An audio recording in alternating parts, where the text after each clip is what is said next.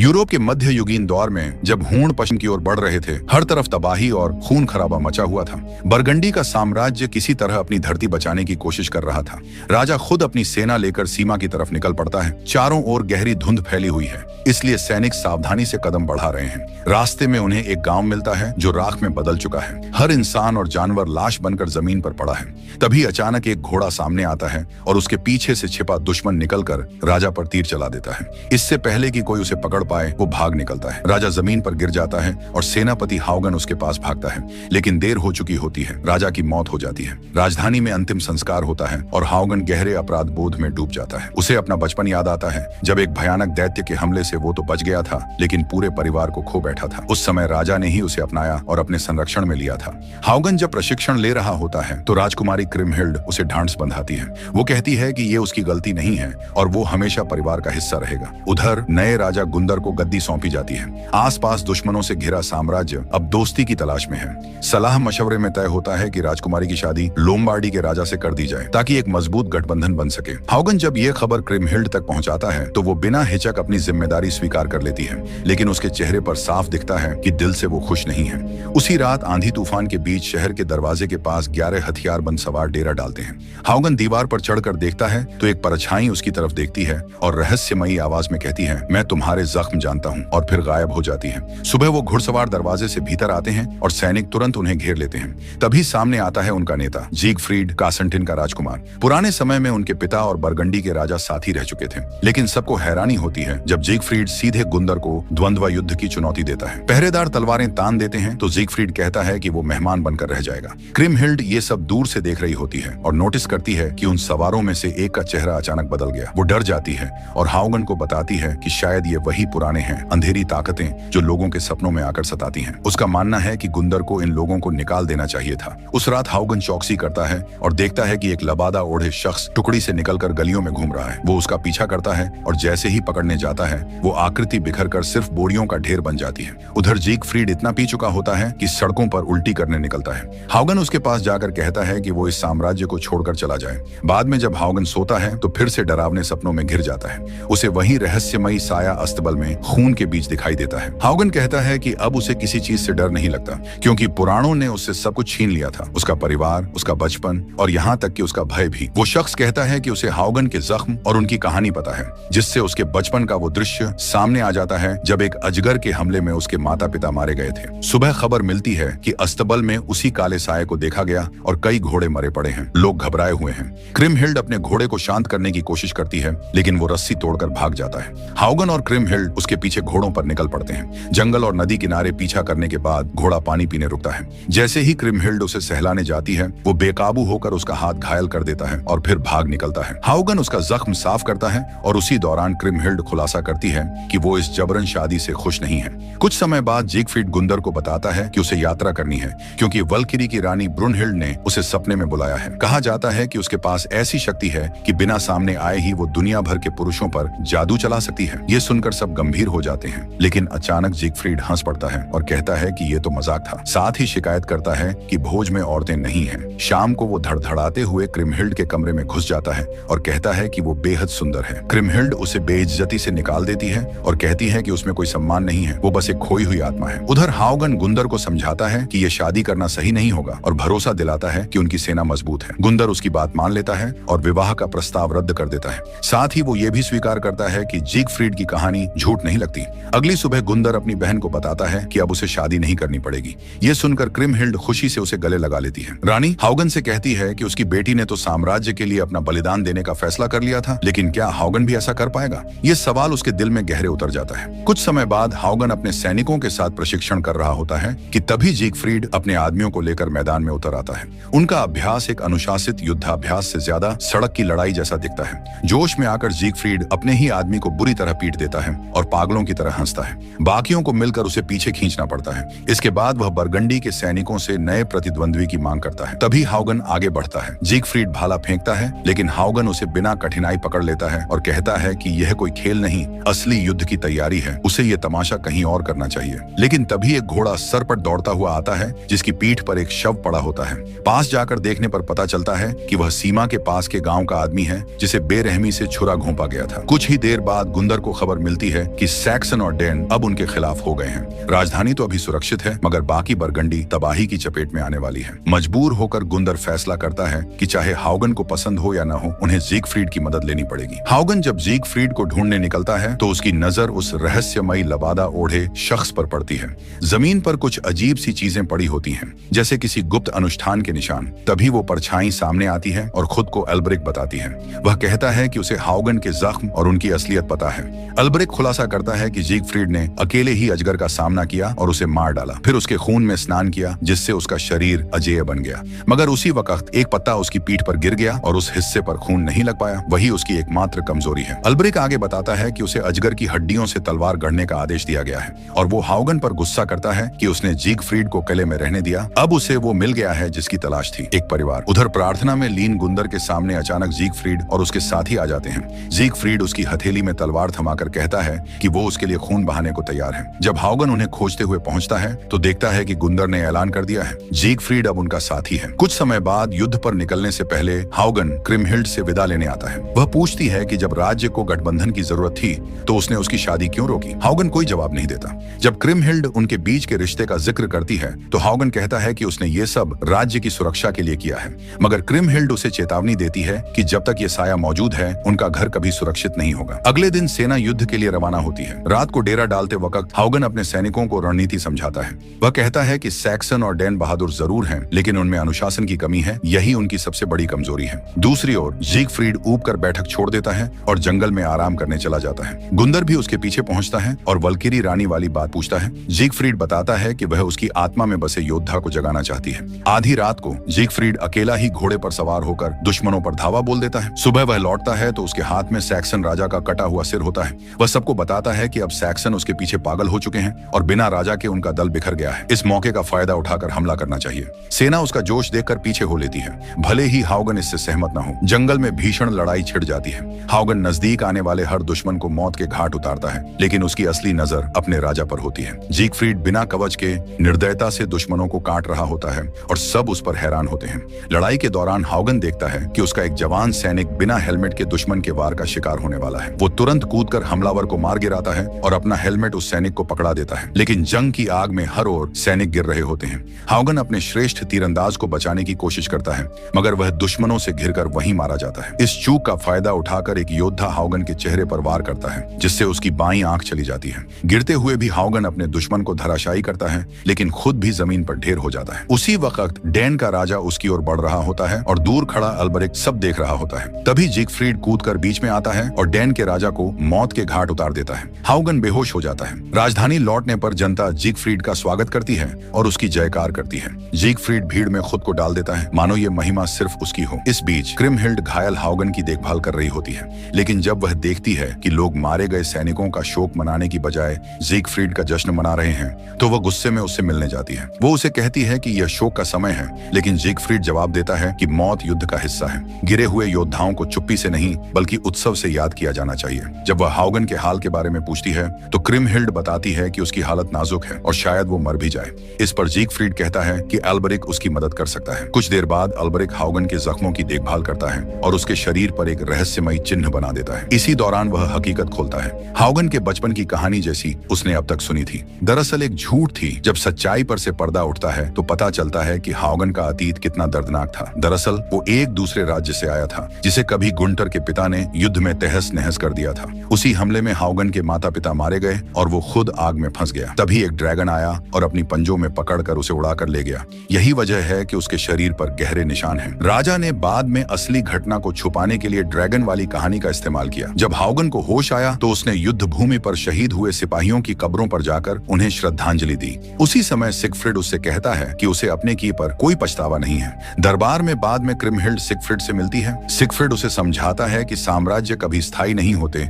सब एक दिन ढह जाते हैं। इसी वजह से उसने कभी अपने पिता का सिंहासन पाने की इच्छा नहीं की। शक्ति की इस उदासीनता से क्रिमहिल्ड भीतर ही भीतर प्रभावित हो जाती है। जब क्रिमहिल्ड हाउगन के घावों पर पट्टी बदल रही होती है तो वो मानती है कि सिगफ्रिड ने उसकी जान बचाई, इसके लिए वो आभारी है। लेकिन हाउगन को लगता है कि सिगफ्रिड झूठी उम्मीदें बांट रहा है। क्रिमहिल्ड जवाब देती है कि शायद झूठी उम्मीद भी बिल्कुल उम्मीद न होने से बेहतर है। अगले कुछ दिनों तक हाउगन का दिल टूटता रहता है, क्योंकि वो देखता है कि क्रिमहिल्ड और सिगफ्रिड एक दूसरे के और करीब आ रहे हैं। एक सुबह वे दोनों जंगल जंगल में निकलते हैं और पुराने युद्ध के खंडहरों को निहारते हैं। वहां क्रिमहिल्ड पूछती है कि एल्ब्रिक सिगफ्रिड का साथ क्यों दे रहा है। सिगफ्रिड बताता है कि उसने कभी एल्ब्रिक के गुरु को मार दिया था और इसी वजह से एल्ब्रिक उसका अनुयायी बन गया। वह अपने अतीत की एक और कहानी भी साझा करता है, कैसे उसने लोहार की शागिर्दी की क्योंकि उसके पिता चाहते थे कि वह अनुशासन सीखे, मगर लोहारों ने उसे घाटी में भटकने भेज दिया। उम्मीद थी कि वो कभी लौटेगा ही नहीं।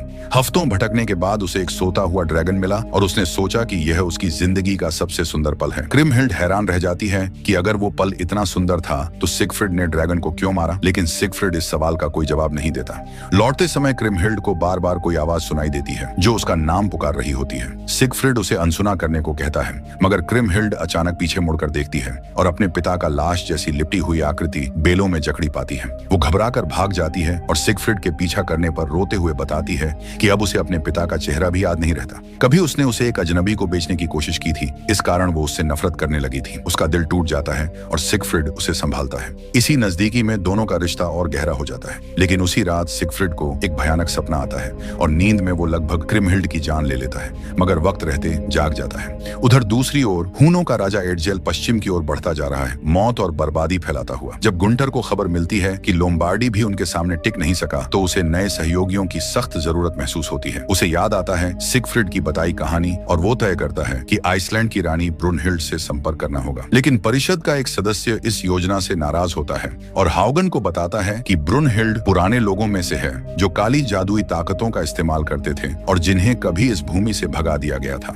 गुंटर का दावा है कि रानी उसके सपनों में आई है, मगर परिषद का सदस्य मानता है कि ये एल्ब्रिक का छलावा है। इसी वजह से गुंटर ने एल्ब्रिक को कैद कर दिया है। हाउगन जेल में जाकर एल्ब्रिक से सौदा करता है, अगर वो वल्किरी रानी के बारे में सच बताएगा तो उसे आजादी दी जाएगी। एल्ब्रिक खुलासा करता है कि ब्रुनहिल्ड अजेय है और इसी वजह से सिगफ्रिड उसकी ओर खींच गया था। एक समय था जब सिगफ्रिड लगातार उसके सपनों में उसकी आवाज सुनता और आखिरकार उससे मिलने चला गया। रानी को भी सिगफ्रिड पसंद आ गया और दोनों ने एक साल साथ बिताया। लेकिन एक दिन सिगफ्रिड अचानक बिना बताए गायब हो गया और रानी का दिल तोड़ गया। एल्ब्रिक मानता है कि सिगफ्रिड अब भी उसे चाहता है। हाउगन जब कैद खाने का दरवाजा खोलकर एल्ब्रिक को आजाद करने जाता है तो पाता है कि वो पहले ही गायब हो चुका है। अगले दिन हाउगन ब्रुनहिल्ड को चेतावनी देता है कि सिगफ्रिड पर भरोसा न करे, लेकिन वो उसकी बात अनसुनी कर देती है और घोषणा करती है कि राज्य की सुरक्षा के लिए वो सिगफ्रिड से विवाह करेगी। चिंतित हाउगन ये खबर गुंटर को देता है और कहता है कि कोई शर्त रखी जाए। रात्रि भोज के दौरान गुंटर सिगफ्रिड और क्रिमहिल्ड को आशीर्वाद देता है, लेकिन साथ ही एक शर्त भी रखता है। सिगफ्रिड को उसे आइसलैंड ले जाना होगा ताकि वो खुद रानी से विवाह का प्रस्ताव रख सके, जिससे वल्किरी उनकी सहयोगी बने। ये सुनकर सिगफ्रिड भड़क उठता है, मगर मजबूरी में मान जाता है। जल्द ही गुंटर और उसकी टोली जहाज पर निकल पड़ते हैं। शुरुआती दिन शांत रहते हैं, मगर जैसे जैसे ठंड बढ़ती है मुश्किलें आने लगती हैं। एक रात अचानक भीषण तूफान आ जाता है और सब सिपाही जहाज को बचाने की कोशिश करते हैं, जबकि सिगफ्रिड इस अफरा तफरी पर हंसता रहता है। जहाज चट्टानों से टकराता है और कई लोग पानी में गिर जाते हैं। गुंटर भी उनमें शामिल होता है। हाउगन बिना सोचे समझे अपने राजा को बचाने के लिए कूद जाता है। सुबह जब वो किनारे पर पहुंचता है तो अपने कई साथियों की लाश देखकर टूट जाता है, लेकिन राहत की बात यह है कि गुंटर जिंदा होता है और दोनों गले मिलते हैं। इसके बाद वे सिगफ्रिड और कुछ बचे लोगों से मिलते हैं और पैदल ही यात्रा जारी रखते हैं। कई दिनों की थकाऊ यात्रा के बाद वे एक धुंधले इलाके में पहुंचते हैं। सिगफ्रिड को पिछले अनुभव के नियम याद आते हैं और वो सबको अपने हथियार नीचे रखने को कहता है। तभी सैनिक उन्हें घेर लेते हैं और जनरल सेनुआ सिगफ्रिड को रानी के पास ले जाता है। सबको बांधकर ज्वालामुखी के नीचे बने एक किले में पहुंचा दिया जाता है। जैसे ही वे लोग किले के दरवाजे के भीतर कदम रखते हैं, स्थानीय लोग उन पर चिल्लाने लगते हैं और बेरहमी से पीटते हैं। सबके सिर पर बोरे डाल दिए जाते हैं और धीरे धीरे सबकी चेतना खो जाती है। जब हाउगन को होश आता है तो उसकी आंखों से बोरा हटाया जाता है। सामने सेनुआ खड़ी होती है। वह समझाती है कि रानी का हाथ जीतने के लिए गुंटर को उससे युद्ध करना होगा। पहले भी कई योद्धा ये कोशिश कर चुके हैं, लेकिन असफल रहे। उनकी खोपड़ियां अब एक ढेर के रूप में कमरे के कोने में रखी हैं।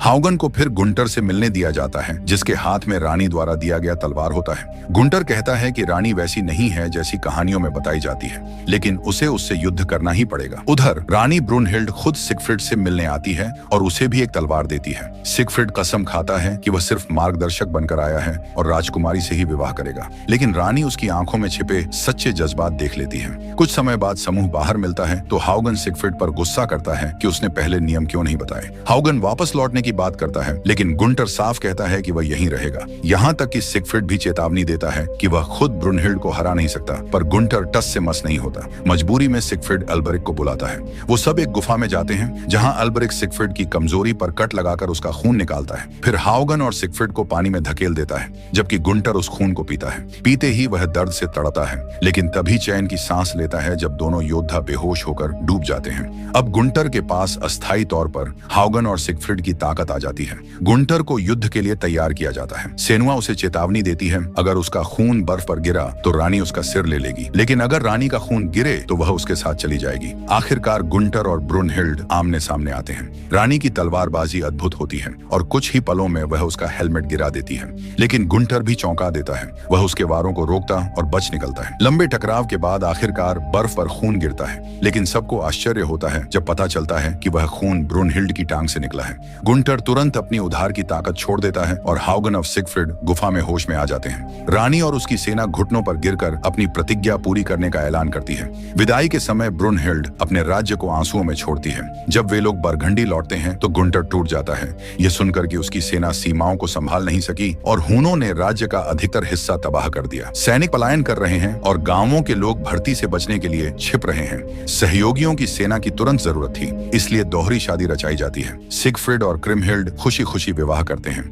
जबकि गुंटर और ब्रुनहिल्ड का मिलन ठंडा और मजबूरी सा लगता है। ब्रुनहिल्ड पंडित से मुकुट नहीं पहनवाती, बल्कि खुद अपने सिर पर ताज रखती है। बाद में जब सब युद्ध की तैयारी कर रहे होते हैं तो ब्रुनहिल्ड अपने गुस्से का इजहार सिगफ्रिड को पीट कर करती है। पूरी सेना के सामने वो उसे धक्का देती और चीखती है। युद्ध से एक रात पहले हाउगन देखता है कि उसके सैनिकों के चेहरों पर डर और निराशा है। वह उन्हें प्रेरित करने के लिए भाषण देता है। कहता है कि रानी का अनुसरण करो, वही तुम्हारी रक्षा करेगी। सुबह जब सेना देखती है कि ब्रुनहिल्ड के ज्वालामुखी से धुआं और लावा निकल रहा है तो इसे शुभ संकेत मानती है। युद्ध छिड़ते ही ब्रुनहिल्ड आगे बढ़ती है और पूरी सेना बिना झिझके उसका पीछा करती है। लड़ाई बेहद क्रूर होती है और मैदान लाशों से भर जाता है, मगर ब्रुनहिल्ड की अगुवाई से उनकी ओर का भारी पड़ जाता है। एडजेल उसकी शक्ति देखकर दंग रह जाता है और मजबूरन पीछे हटता है। शाम को जीत का जश्न मनाया जाता है, हर तरफ संगीत, शराब और नृत्य। इसी दौरान ब्रुनहिल्ड और सिगफ्रिड भी नाचते नाचते एक दूसरे के बहुत करीब आ जाते हैं और बाहर चले जाते हैं, जिसे हाउगन अपनी आंखों से देखता है।